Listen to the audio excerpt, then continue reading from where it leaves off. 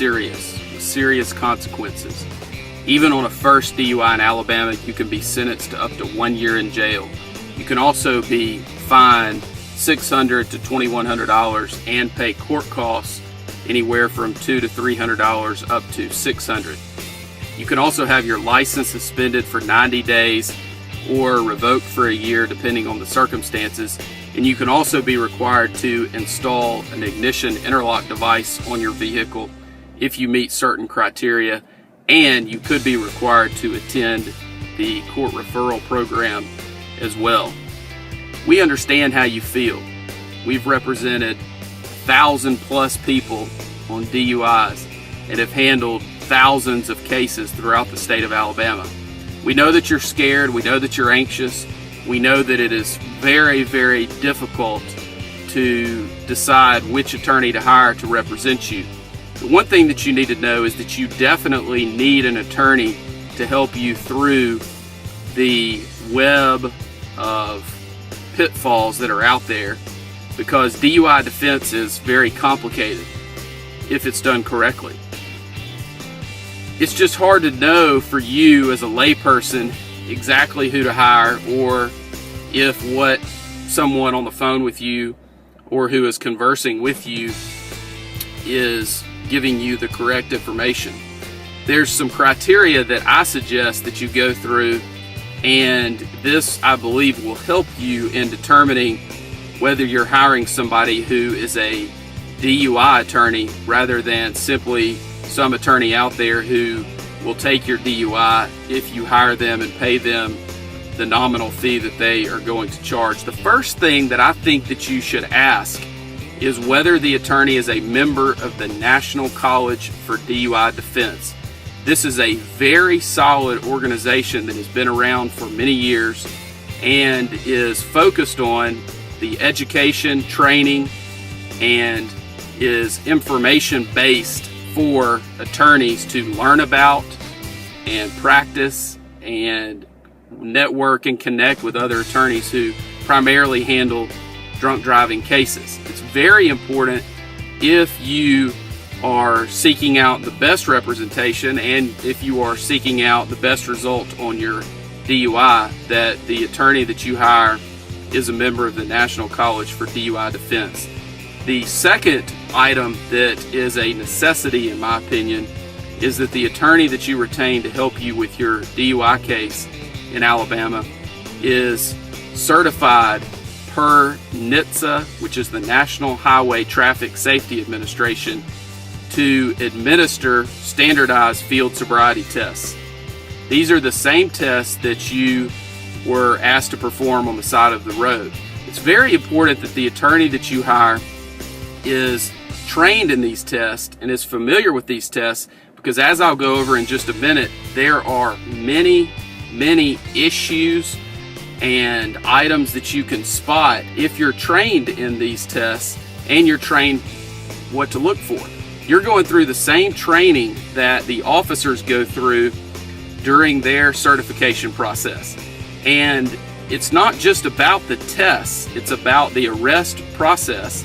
It's about the phases of the arrest process, the vehicle in motion phase, the personal contact phase, the pre-arrest screening phase. You know, there are most attorneys out there that are unaware of those issues that they need to be looking at to determine whether there is a legitimate legal argument, or it will help them to uncover a factual argument in your case in order to get you the best result possible. You also need someone who is very experienced and well-versed in the driver's license aspect of your case. There are lots of folks out there that are unaware of the specifics about driver's license issues associated with DUI. You've got the administrative suspension on the front end, and you have issues related to an enhanced suspension time or revocation, and also the ignition interlock, which is tied into that. And also you have the suspended time on the back end if you're convicted. There is very specific, detailed, and complicated aspects of the driver's license portion of a DUI, And there are a lot of folks out there that are handling DUI cases that are unaware. And it's sad to see that, because there's a better way to do it. And that's the reason that I believe those criteria will help you get to someone that can give you the best result possible and that can help you in navigating these pitfalls that are out there, because there are many out there, and they get worse and worse as the legislature continues to modify the DUI statute. There are people out there that get arrested for DUI, and you refuse the test, but you know that you were drunk, impaired, whatever it might be. And there are also people out there who submitted to the test and they're well over 0.08. They may be a 0.16, 0.20, 0.25. Those people out there need to know that pleading guilty is not their only option. They need to know that there are lawyers out there, such as myself, and there are other good DUI defense attorneys in the state of Alabama that know how to litigate these cases, know what to bring up, and know how to handle these in a way that is going to get you the best result possible. And it's very important that you hook up with and work with someone that understands the ins and outs of DUI defense, because even though you may feel like your case is hopeless, there is a way to suppress some of this information, to suppress some of these tests, to keep information out of evidence, or to negotiate and work something out so that charges may be dismissed or reduced for a non-DUI disposition. Because our goal in every single DUI case that we handle is to either have the DUI dismissed or to have it reduced and settle the case for a non-DUI disposition. If those two things are not possible, the next step for us is trial.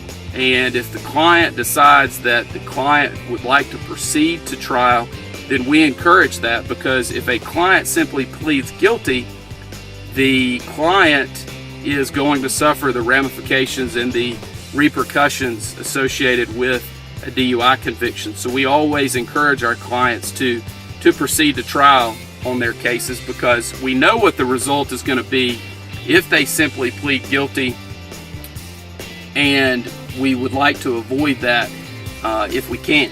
And it's the client's decision ultimately, but we always encourage clients, and we encourage them to look at all aspects of the information that we present when they're trying to make the decision about trying their case or accepting an offer that is on the table.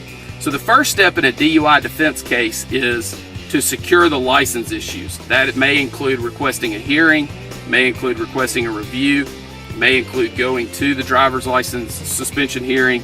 It may include filing a lawsuit against the Alabama Department of Public Safety. But no matter what stage you're in, whenever you choose to retain us, we evaluate it and go through a very sophisticated process and procedure that we have put together to handle these cases in order to give our clients the best chance of success on their cases. The next thing is for us to gather information from you and about you. We have a very extensive questionnaire that we will either go over with you or send to you, or you can pick it up from us, and that gives us lots of information about you and helps us to humanize you with the prosecutor and the other parties that we will be dealing with on your case. We will also give you a plan of action. A lot of people get worried because they feel like they're not doing anything to help their case, and we'll give you a plan of action and things that you can focus on, and we'll counsel you not to worry about your case or worry about the outcome, but let's focus on the process. Let's focus on what you can do today to help you as a person, but also to help you with your case. And that's one of the things that we feel like separates us from other folks that are out there, because we will give you a plan of action and go over with you the things that we feel like you should do to help us help you.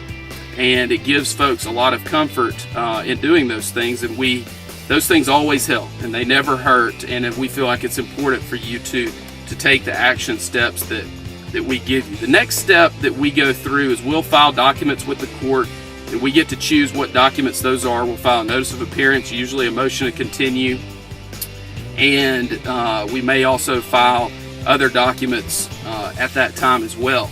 Depending on where we are, we will then decide at what point in time we need to file discovery motions, and we look at those based on a court-by-court basis and also a case-by-case basis, depending on what the issues are and depending on whether that may help our case at that point or might hurt the case. And of course, we don't want to do anything that could be detrimental to your case at that time. At that point, we begin prepping for the initial appearance, and that includes putting everything in an order that is accessible and collecting documents and other items that you have completed. And then we begin, of course, moving towards that first court date, whenever that might be, whether it's on the initial court date or usually the case would be continued at some point. After that, we begin the evaluation process of your case. We look at every single aspect of DUI defense in order to give you the best result possible. We look at any defense that might be available that is out there. If there was an accident, most people think that an accident case, they think this: I had an accident, I was impaired, I'm guilty, I need to plead guilty. And that could not be further from the truth. Accident cases are very, very tough for the prosecution, and there are a lot of folks out there handling DUI cases that are unaware of that. They just don't know the ins and outs of the accident issues in a DUI case. The other issues that we look at are actual physical control. Were you in actual physical control of the vehicle? Were you sitting in a parking lot?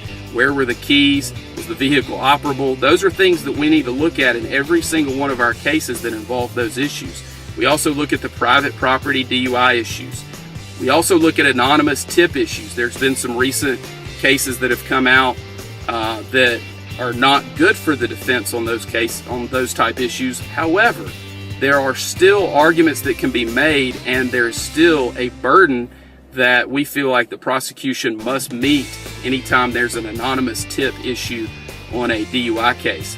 We also look at issues about whether you were asleep at the wheel, whether there were passengers, whether there are other issues associated with actual physical control, whether you're on private property, what are the issues associated with how the officer got to you where you are.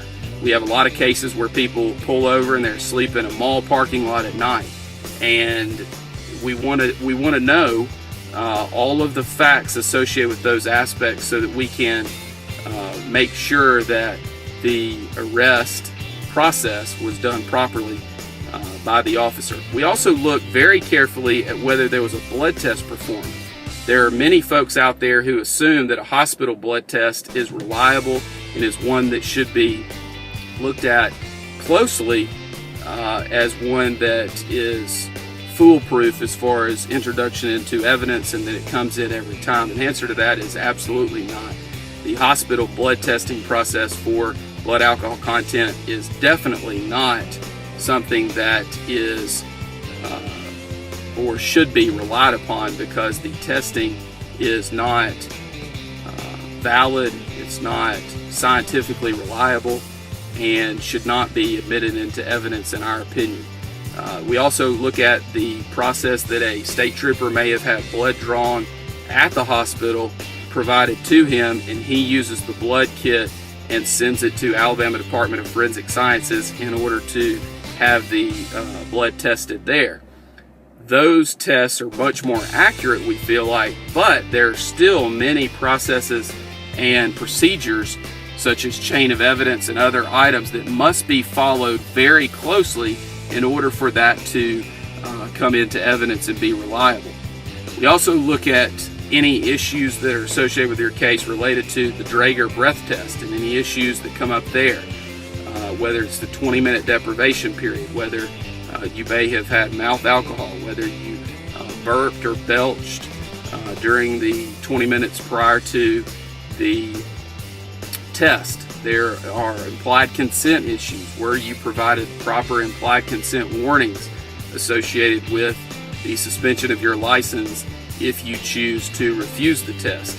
And all those are issues collectively that we look at when determining whether a breath test that you submitted to and that ultimately provided a result that was printed on a certificate of breath alcohol analysis, and whether that should come into evidence under the rules of evidence or under the statutory guidelines that must be strictly complied with under Alabama case law in order to just come into evidence without them having to go through the normal process for scientific evidence to get that into the evidence of the case, whether in front of a judge or in front of a jury. We also look at whether the stop of your vehicle or the initial encounter with you was done in a way that is legal and that is constitutional. It's very important to look at that, because if there was no reasonable suspicion of violation of the law, then the officer should not have pulled you over. And if we can prove that, then we can likely have all evidence that may be admitted or that was collected against you suppressed. And if that's the case, then we would win the case based on the state or the city not being able to prove their case. We also look at all of the medical defenses available, whether you have GERD, whether you have dentures and there was alcohol that was collected within the dentures, whether you had recent dental work done. There are a lot of medical issues, whether you have diabetes. There are many medical issues that come up, and we always go through that and make sure that those defenses don't apply. And if they do apply, then we work those up and make sure that we have gone through them properly with you and presented those defenses on your behalf. We also look at the UTTC, which is the traffic ticket, the complaint against you, to make sure that there are no issues related to that as well, such as municipal ordinance issues, if there are issues related to the code sections cited, whether it's proper, and whether they have your proper information on the UTTC or not. We also go through and determine whether you requested an independent test, and if that was handled properly. We look at any roadblock issues that may come up, if a roadblock was the cause of the initial encounter. And we also look at whether you have any prior DUI offenses and whether we can exclude those, and whether the city or the state has the necessary evidence related to those priors to be able to use those through the negotiation process or through the trial and sentencing process if it gets to that point. The next thing that we look at, and a very important aspect of the case, is the Standardized Field Sobriety Test. And I am certified as an instructor in field sobriety testing and also as the administrator of the test. And going through that process and reviewing, hopefully a videotape, definitely the trooper or the city officer's notes related to the field sobriety testing, the process that they have to go through in order to come to a decision to arrest you for DUI is one that has to be followed closely, because otherwise they are simply going through the motions and not doing it properly and arresting you not based on sound evidence or based on logical conclusions from their observations, but just running through the motions so that they can get to an arrest at the end.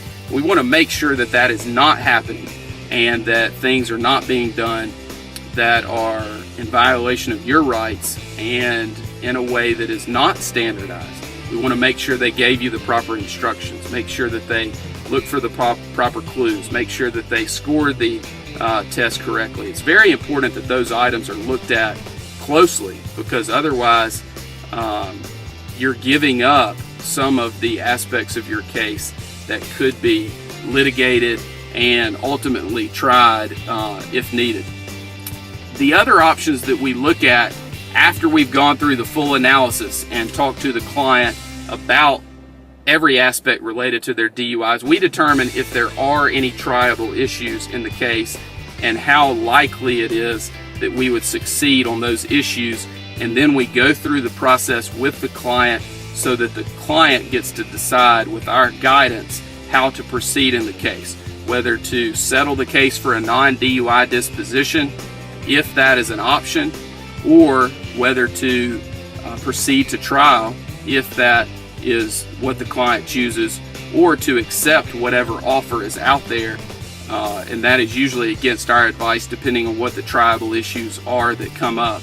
And in any DUI case, if you have the knowledge and the experience to go through and review every aspect of the case and every defense that might be available, there are always issues that can be brought up related to a DUI case because they are so complicated and they require so many steps in going through the process. So it's very important that the case is looked at with eyes that have the experience and the knowledge to get you the best result possible. It's very important. We've handled 1,000+ DUI cases. We've resolved 5,000 or more charges throughout the state of Alabama, and we can help you with your case. All you have to do is let us know and call our office, and we will be glad to talk to you and discuss your case with you at no charge, because we believe that you have a right to speak to any lawyer that you choose without having to pay an initial consultation fee in order to